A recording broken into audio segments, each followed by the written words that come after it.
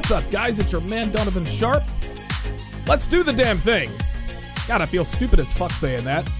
But I feel like I have to, because, of course, we are breaking down The Bachelorette. Episode 6 went down last night. And as promised, I'm going to break down each and every one of these episodes. Today is going to be no different. So, you know, I got to come up. Listen, I got to introduce this this little Sharpe short by saying, let's do the damn thing. Anyway, welcome in, everyone, to the Donovan Sharpe / Red Pill Bachelorette breakdown.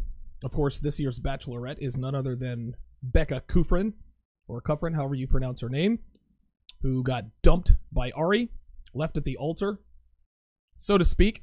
Of course, now they made her the Bachelorette, which was certainly smart on ABC's part. So let's go ahead and get started. Before we get started on the Bachelorette, and by the way, I'm actually monitoring the chat. I'm streaming this live on YouTube, streaming this live on Facebook, streaming this live on Twitter, and the software that I am using allows me to monitor the chat from all of the platforms. So if you have any comments, if you have any questions, whatever the case may be, whatever platform you're on, Twitter, Facebook, or Twitter, Facebook, or YouTube, feel free to put it in.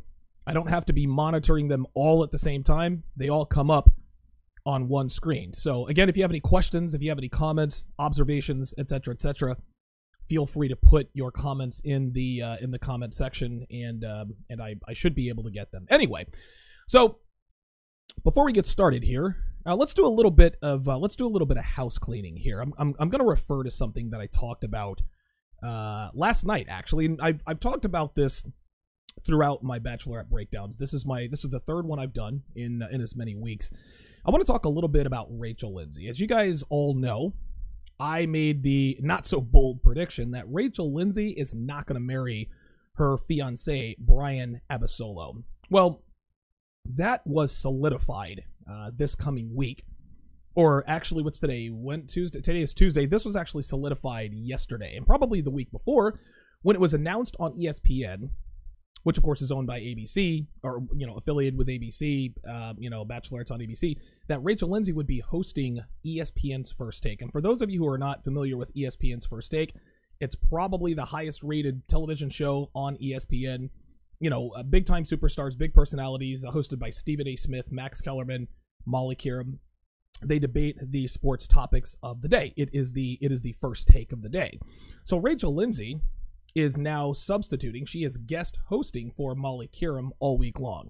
And that, to me, solidified the fact that she absolutely does not want to marry her fiancé, Brian Abasolo, the winner of last season's Bachelorette. Guys, listen. And ladies, women don't want to marry down. They don't want to date down. They're not going to date or marry someone who they feel is lower than them in terms of financial stability, status, influence, etc. Now, they'll fuck down, right? But they're not going to tell. They're not going to tell anyone. Okay? If a female senior partner at a law firm starts fucking the janitor, she's not going public with that relationship. If a female executive at a Fortune 500 company starts fucking the mailroom guy, she's not going public with that relationship. But if she decides to marry the CEO, if she decides to marry another high-status guy, or if she's dating another high-status guy, she will definitely make that public. Women don't date or marry down. And a lot of times, the more power, the more influence, the more money they get, they don't even marry or date laterally. They're always looking to date up, marry up, which is perfectly fine. That is the natural order of things. And for those of you guys out there who bitch and moan about women or hypergamous, listen, this is how they are. This is the masculine burden of performance. If you don't want your woman's eye to start wandering, keep your shit together. Listen, that's all there is to it. Anyway, Rachel Lindsay is a celebrity now, okay? She now has more notoriety than her fiance, Brian Abasolo. And by the way, who in the hell is Brian Abasolo? Nobody knows who he is. All we know is that he's the guy who won the contest. He's the guy who won the privilege of asking for Rachel Lindsay's hand in marriage. We don't know anything about him. And now that her status is far surpassed his, she is less attracted to him, without a doubt. Here's another thing.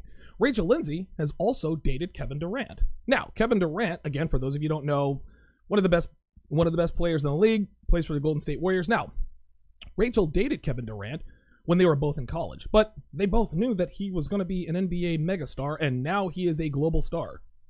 So there's alpha widow number one. But ever since Rachel Lindsay got done with The Bachelorette, ever since Brian Abasolo won this contest, she is surrounded. She's a celebrity. Rachel Lindsay is surrounded by higher value men on the regular now.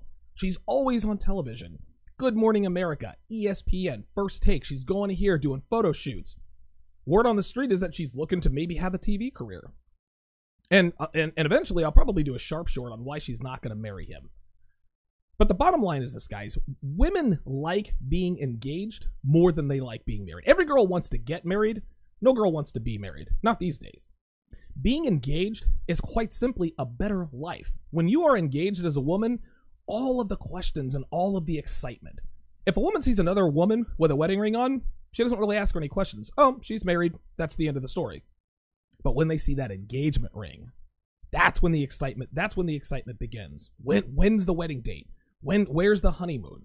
Where did you guys meet? Are you guys going to have kids? You guys going to buy a house, etc., etc.? Women get infinitely more attention when they are engaged because it's more fun. But once you tie the knot, you're nobody again.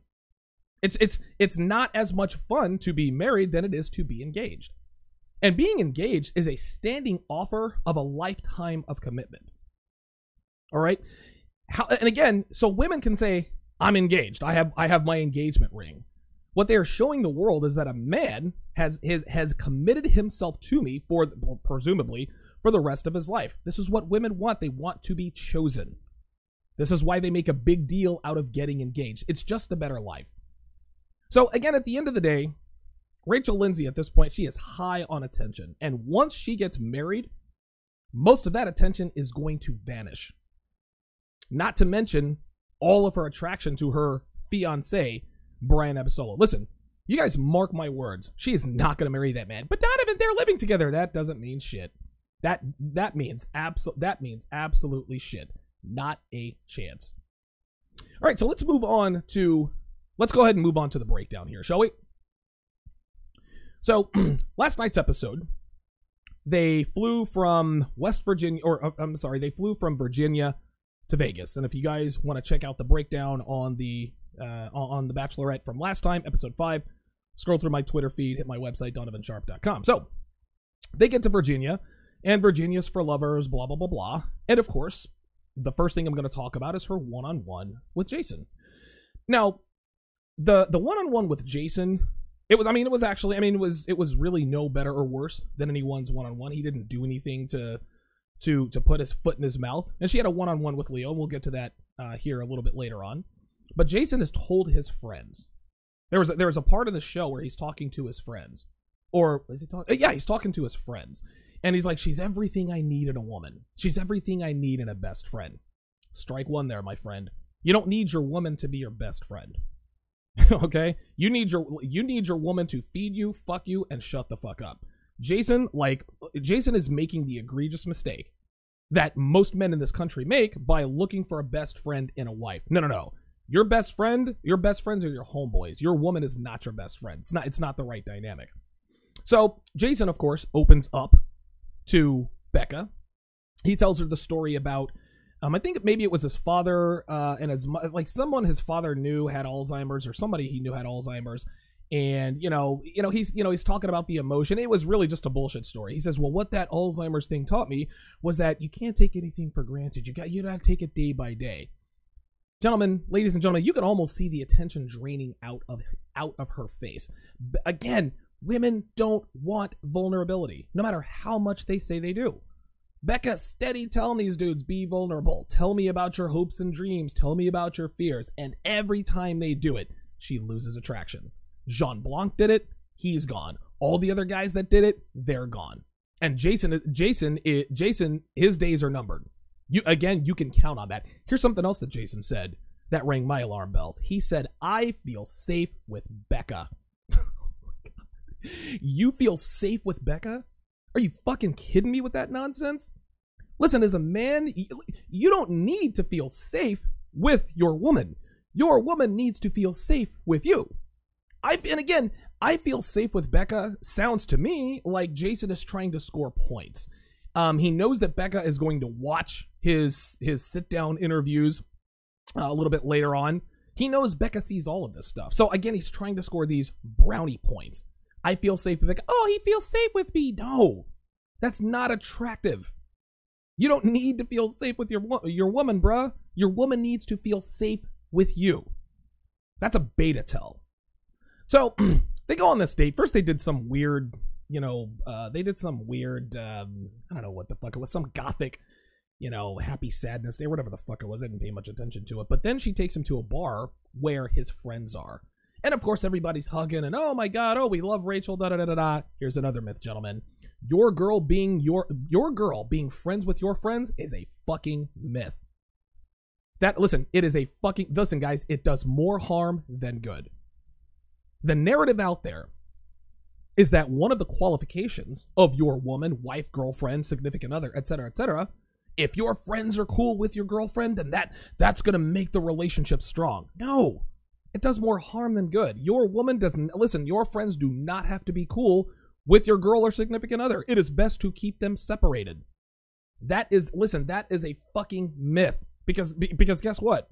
Girlfriends fuck the brothers and friends of their boyfriends and husbands all the time. And as soon as you're off your game, she's starting to check for your friends. Oh my God, Donovan, that never happens, bitch. You know it does. Don't even come at me with that nonsense. You kidding me?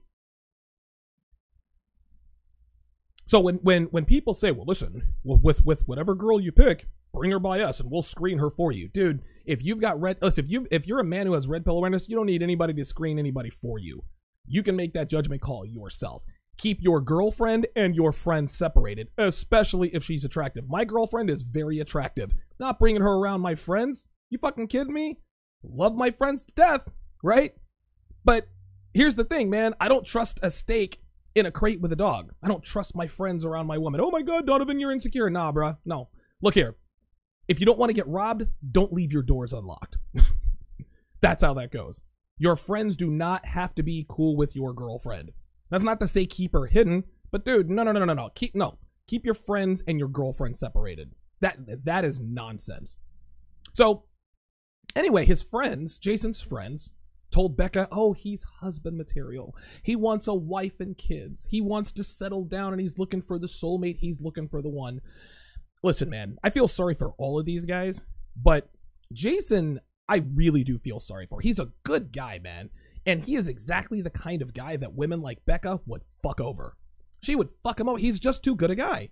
I mean, look at him. He's a good-looking guy. He's got a great group of friends, great job. He wants the wife, the kids.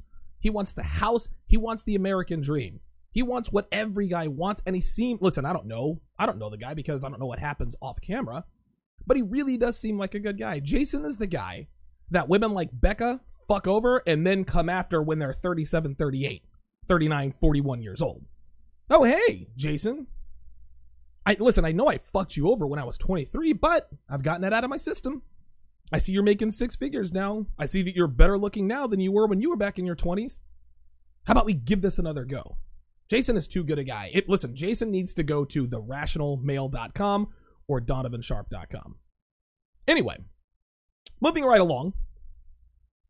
After the one-on-one date with Jason, and by the way, she gave him the rose. That was fairly obvious. They had this debate. They had this Becca election. Again, giving Becca all of this attention. Again, they're making her the prize. Listen, the dynamic is all wrong. It was supposed to be like a debate-style election thing. They made a theme out of it. That's fine. They're in Virginia, birthplace of the country, etc., etc. They asked different questions to different guys, and hey, what do you think makes a great relationship or something to that effect? Of course, Blake leans over and says, well, what I've learned from past relationships is to be vulnerable. And the reason he thinks that is because Becca has rewarded him for that. And again, Blake, when he gets eliminated, he's not going to take it well. This guy's going to cry like a fucking baby when she sends him home. Blake's not winning this contest, guys. Becca's told these guys, I want you to be vulnerable. And listen, Blake he's taken to a whole nother level. Every time he's with her, oh, I just feel this connection with you. And, oh, I'm afraid of being hurt. And my girlfriend cheated on me. And I want what my parents had. And oh, I'm so vulnerable. Nah, man. The more he does that, the less attraction Becca has for him. He is laying it on way too thick. And the reason why is because Becca has continued to reward him for the simpish behavior of becoming vulnerable in front of her by keeping him around.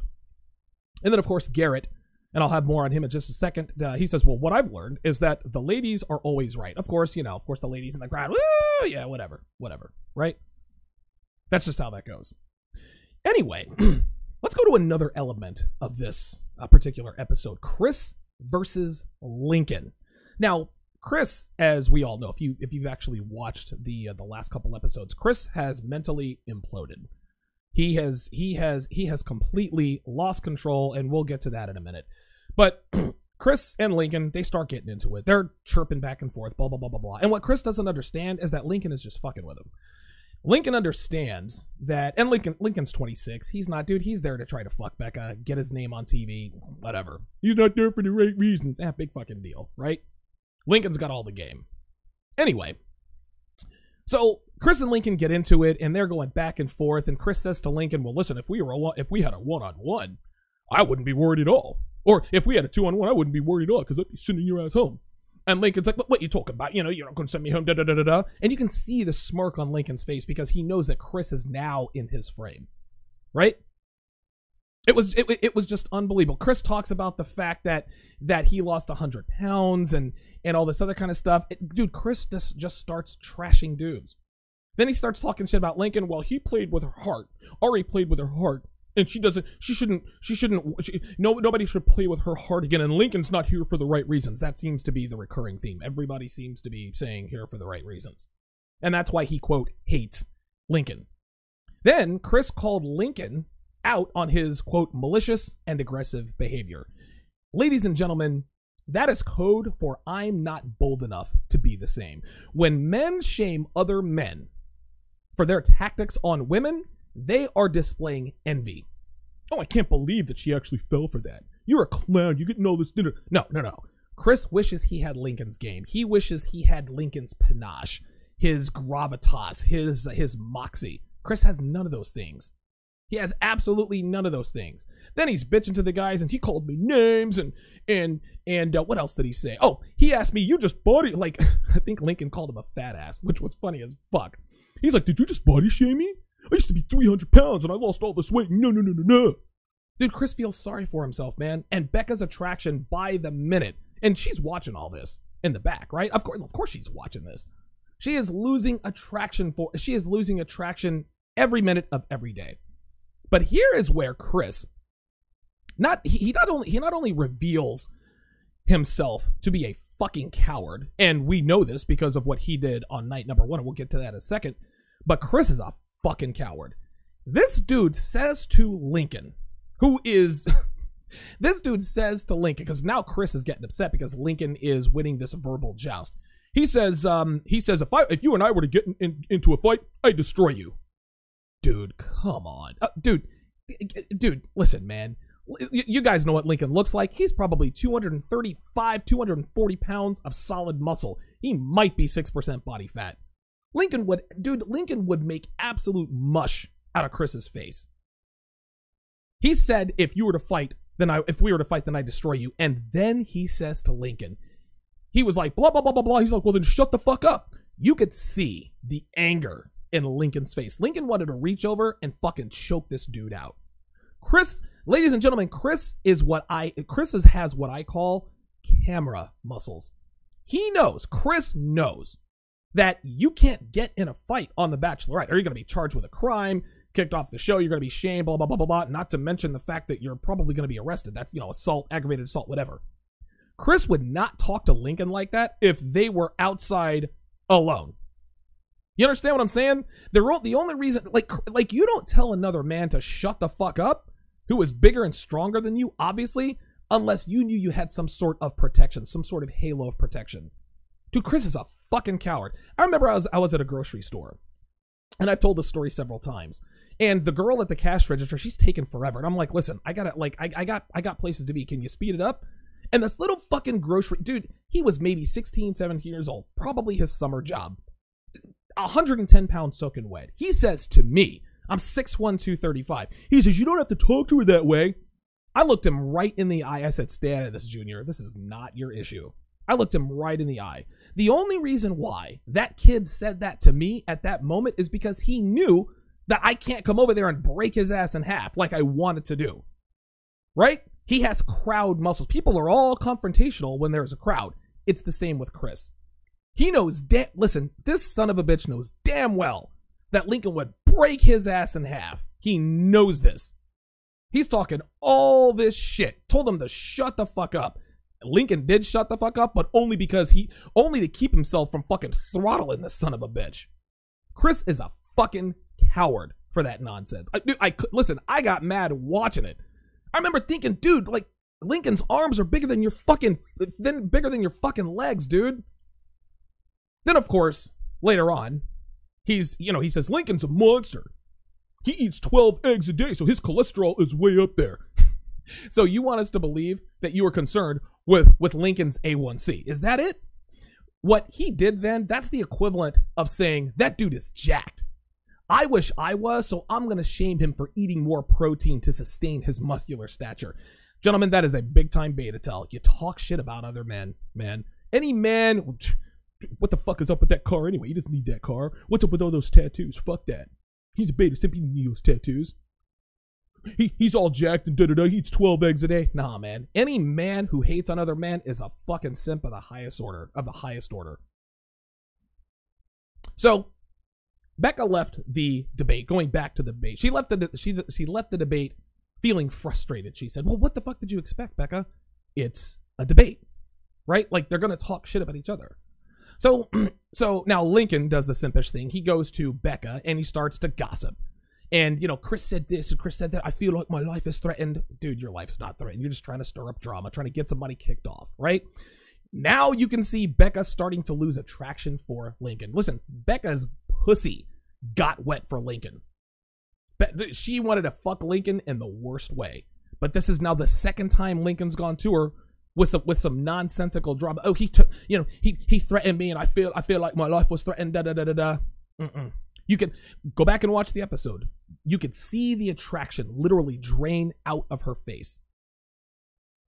So Becca then says then Chris comes to Becca, then Becca then comes to Chris and says, well, Connor said he doesn't want to be in the same room with you. And that causes Chris to go out there and confront Connor and this and that and the other. Listen, guys, we can all sit here and say, well, why are the guys, getting involved in all this drama? Listen, dude, Becca stirred this shit up. Listen, Becca's part of the drama. Well, he said that he said, oh, Jesus fucking Christ. Becca's sabotaging herself. There's no need to play he said. What the fuck are you doing? Then, of course, Chris confronts Connor. Listen, Becca's every bit as responsible for this nonsense. You are rewarding simpish beta behavior. You are rewarding men for coming and tattletaling and You're sending those dudes home. What do you expect them to do? Oh God, what's up with all this drama, sweetheart? You're a part of it. Like, you're stirring up the drama. You can't ask what's up with all the drama if you are stirring up the drama. So they're all in the house, and of course Garrett tries to go in and comfort her, and Becca immediately tries to comfort him. She immediately says, listen, I just need 5 minutes. Now, she comes in to get him later, but you can tell she was not relaxed. Garrett does the wrong thing by going and trying to comfort her. He should have just left her alone. But Garrett sat there and he listened to her bitch about the drama, which was not good. Gentlemen, that is Listen, Garrett's still getting to the end, but dude, that is friend zone behavior, my friend. Never, ever, ever let a woman verbally vomit on you about drama involving other men. Listen, guys always ask, well, why am I in the friend zone? Why does she not like me? Because you let her bitch and moan about the drama with other men.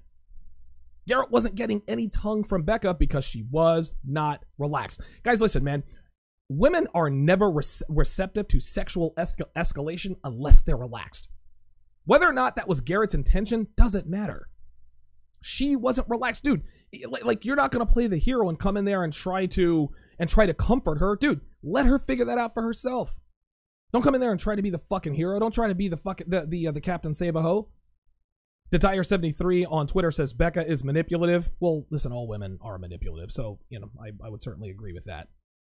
Oh, and newsflash, guys. Garrett's an airhead.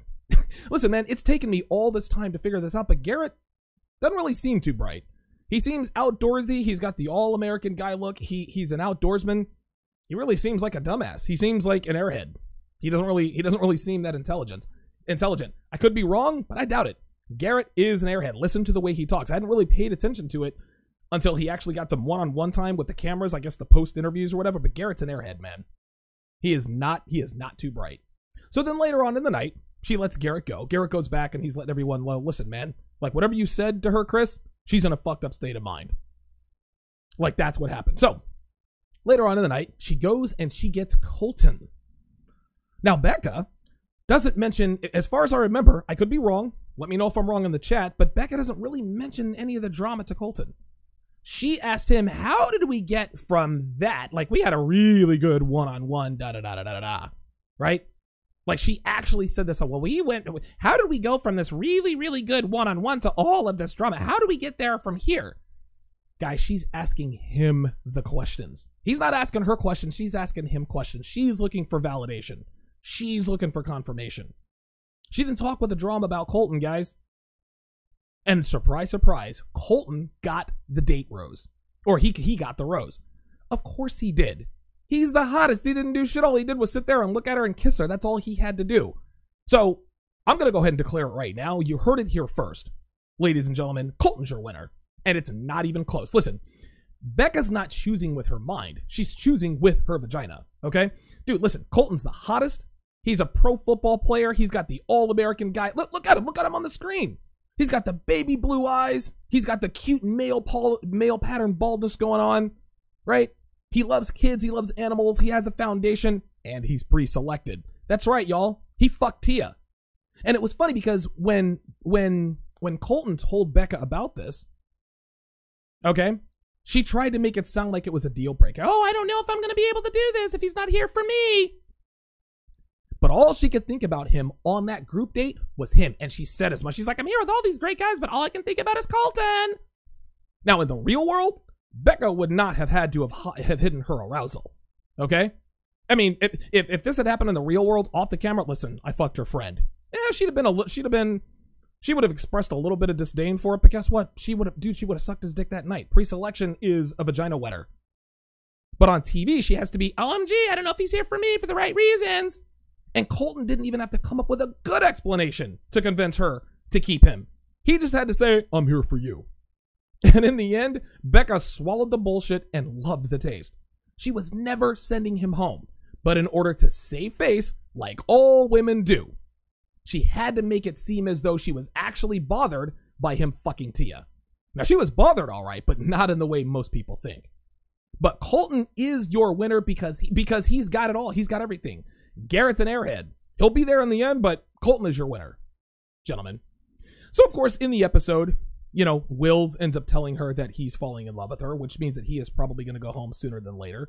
Then there was the one-on-one that Becca had with Leo. Now, they're I don't know where they're in Virginia, and they're on this plane ride, and Becca, they're holding hands, and they're really scrunched together because it's like a small Cessna plane. And she was completely silent. She looked like she just was not interested at all. And her excuse was the drama from last night. Oh, you know, forgive me for not being here for you. The drama from last night, blah, blah, blah, blah. Listen, sweetheart, like she just wasn't interested in him. That's all she had to say. If it was Colton or Garrett next to her, then guess what? She'd have been all over him. Because when all that bullshit happened with Jean Blanc, the same day, I think she went on some sort of snow skiing date with Wills. Tongue was all down her throat then. The drama didn't seem to bother her then. The drama only bothers women when they are with men they have no interest in. That was the telltale sign that Leo was never going to win this in the first place. She just wasn't interested. Guess what else she did? She talked about the drama to Leo, and he listened. Friend zone material. Again, she was still able to swap spit with Colton after the day of the drama, but she wants to verbally vomit on Leo the day after. Now, Leo, to his credit, he kept it real. He said, listen, I'm ready for a relationship. He says, I'd be yours in the real world. Again, shooting himself in the foot. Becca's response to that is, well, I'm glad you're here. That is literally the equivalent of Leo saying, I love you, and Becca saying, thank you. Later on, I think Leo kissed her, and Becca laughed. Then I think when they're shucking oysters or something, and he says, is this impressing you? Like he is asking for validation during the oyster trip. So later on, Becca says she felt a spark with Leo. Oh, no. Listen, man, that spark that she is talking about is her vagina moving. She just wants to fuck Leo, guys. Listen, man, he's this big, strong, attractive stunt man who looks like the cross between a Brazilian Fabio and every man on every cover of every Harlequin romance novel ever. The guy's a good-looking guy. And then she actually told him, I see a stand-up amazing guy, and I don't ever want you to question that. I don't ever want you to question that. I want you to always remember that. Guys, that's breakup language, right? You ever had a girl break up with you? Oh, you're an amazing guy, and I will always love you. You're such an amazing guy. Never forget that. Never question that you're a good guy. This is what women tell men when they are ready to eliminate them from their lives. I'm fucking another guy. I don't want to be with you anymore, but you're an amazing guy. Please don't forget it. Because, of course, the kiss was blah. They talk a little bit more, and then she says, I value all of you guys. Like, they were in a conversation. She says, I value all of you guys. She's just with Leo. Guys, listen, man. Leo's not winning no matter what she says. She's keeping him around because she's sexually attracted to him. That's all there is to it. And then, we're going to get to this. Chris. Back to Chris and his elimination. Gentlemen, ladies and gentlemen, Chris literally eliminated himself from the competition. And listen, to be quite frank, I think we all knew that this was coming. Chris is way too prideful a human being at this point to allow himself to be eliminated during a rose ceremony. He knew that he was going for broke. So wait, let me get back down to my notes. So Leo gets back from the date, and he's telling everybody about the date, about their one-on-one, and Chris just gets up and goes, right? He's like a woman, he has to have the attention. Okay, that's when he's talking, and again, this is when he's talking on the street, Lincoln's a monster, and he eats 12 eggs a day, and he's not here for the right reason. So he goes and knocks on Becca's door, and Becca asks him, well, what are you doing here? She asked him that like 4 times. When you show up to a woman's place, and she asks you, what are you doing here? More than once, she doesn't want you there, bruh. So then he gets down, he sits down with her, and he's literally digging his own grave. He says, I can marry you, Becca. I can marry you right now. She looks up and she says, well, what's the difference between last week and here? Right? Like, oh, and Chris is arguing with this woman. You never argue with a woman. He's arguing with her back and forth, not taking accountability. She's harping on it, and again, she's harping on, well, listen, you said you wanted to go home. Becca continued to hold on to that. You want to know why she hung on to that? Because that is rejection. When a man, for one split second, outwardly verbalizes that, you know what, I could go home, dude, she feels rejected by Ari all over again. She relives that all over again. Every time Ross, whatever the fuck his name was, her alpha boyfriend, the guy, the Stanford football coach, okay, she relives every time Ross cheated on her. Oh my God, how do you know Ross cheated on her? Look at him. Of course he cheated on her, right? Listen, and again, Becca was with him for 7 years, 7.5 years. Of course he cheated on her. Look at the guy. This is why it didn't work out. So then she told him, she says, listen, I don't think we can get back there at this point. And Chris can't take the hint. He's like, well, what are you saying? He just can't take the hint. She's eliminating him. She says, listen, we can't get there. And she finally said, I know it's not going to work out. It is such simpish beta behavior to make a woman tell you, listen, women are almost never literal. Women are never going to tell you, you know what, I don't like you anymore, you got to go. No, take the hint, man. Like, save your pride and your sanity. She literally said, I know it's not going to work out. I can't drag you through a rose ceremony. So then she says, can I walk you out? That's Becca's breakup line. And Chris says, no, I'm good. He's acting like a little fucking bitch, acting like his feelings got hurt. He's like, I don't need you to walk me out. She's like, well, I'm going to give you the respect. No, I don't need it. I don't need it. You can stay there. Chris went out like a fucking pussy because Chris is a fucking pussy. He started shit with a bunch of dudes at the house. He's a fucking drama queen. And at the end of the day, guys, Chris is just insecure with who he is around other men, and he couldn't hide it. He couldn't fucking hide it. So we go straight to the rose ceremony, of course, because now her head is all fucked up. No cocktail party. Straight to the rose ceremony. And Lincoln and Connor were eliminated, of course, along with Chris. Now, Lincoln didn't give a shit. He, shook hands with Becca, whatever, hugged her. He didn't give a shit because he literally, again, he was there to fuck and to get notoriety. He didn't give a shit. He was there to bust guys' balls, get on TV, get a free trip, whatever. He was good. Connor was disappointed, but he'll be all right. But like I said before, guys, you guys can talk all the shit about Becca you want to, but she created this. Talk all the shit about Chris you want to, and listen, Chris is a beta bitch boy. But Chris tattled on Chris.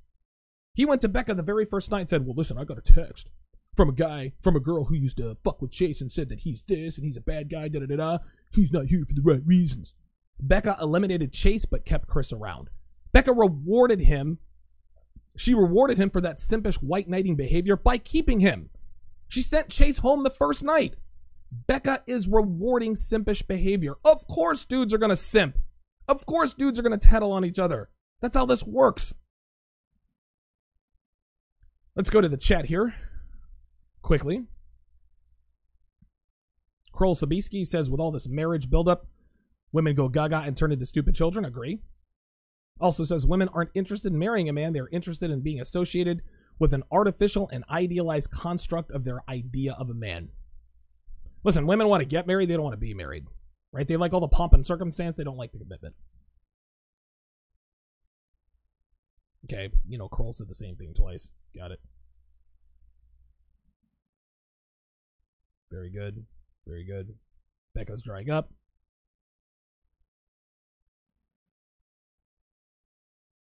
Mr. Pirate Brain says, no disrespect, but isn't it kind of blue pillish you even watching that show? No. And it's funny, I get this a lot. I got this a lot in the beginning. Like, Donovan, what are you doing watching the show? Listen, man, shows like this have red pill undertones. It is on full display.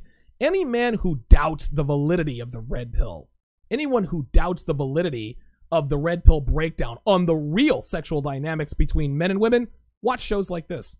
Watch shows like this. No, there's nothing blue pill about watching The Bachelorette. The only thing blue pill about watching The Bachelorette is watching it and actually believing that what is happening on the screen is something real. Yeah, it's real red pill. But no, it's not simpish, Mr. Pirate Brain. I know you're not trying to disrespect me, but that's meathead red pill guy. That's meathead red pill guy. That's just how it is. All right, well, that's gonna do it for this breakdown of episode 6 of The Bachelorette. Guys, be sure to tune in tonight at 7 p.m. Eastern, 4 p.m. Pacific, Sunday through Thursday evenings at 7 Eastern, 4 Pacific. You can watch the live stream on donovansharpe.com. That is TSR Primetime. Thanks for watching, guys, and I will see you next week.